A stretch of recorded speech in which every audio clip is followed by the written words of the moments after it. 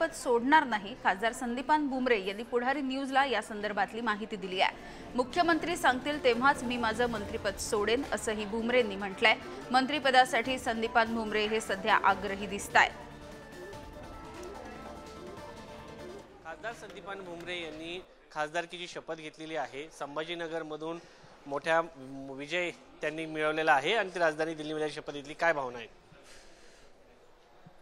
कालच खासदारकी पदाची शपथ घेतली आणि शपथ घेतली।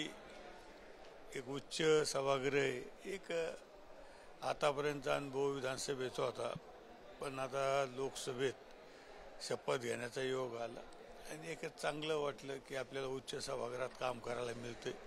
लोकांचे प्रश्न, जनतेचे प्रश्न सोडवण्याचं काम या उच्च सभागृहातून, संसदेमधून होईल अशी मला अपेक्षा आहे। तुमच्या मंत्रिपदाच्या बद्दल सतत शंका उपस्थित केली जात आहे। तुम्ही राजीनामा दिल्याचं सांगितलं जात आहे की नाही दिला, एकदा तुम्ही स्पष्ट करून सांगा। विधानसभेचा मी राजीनामा दिलेला आहे आणि राजीनामा हा मुदतीच्या आत दिलेला आहे, त्याच्यामुळं संभ्रम होण्याचं काही कारण नाही। मी राजीनामा 14 तारखेला दिला आणि काल खासदारकीची शपथ घेतली, मुदतीच्या आत मी राजीनामा दिला, त्याच्यामुळं काही चर्चा, काही शंका घेण्याचं काही कारण। मंत्रिपदाचा पण राजीनामा समजतोय? मंत्रिपदाचा राजीनामा ज्यावेळेस सीएम साहेब सांगतील त्यावेळेस दे। तुम्ही मंत्रिपद तुमच्याकडे ठेवणार आहात?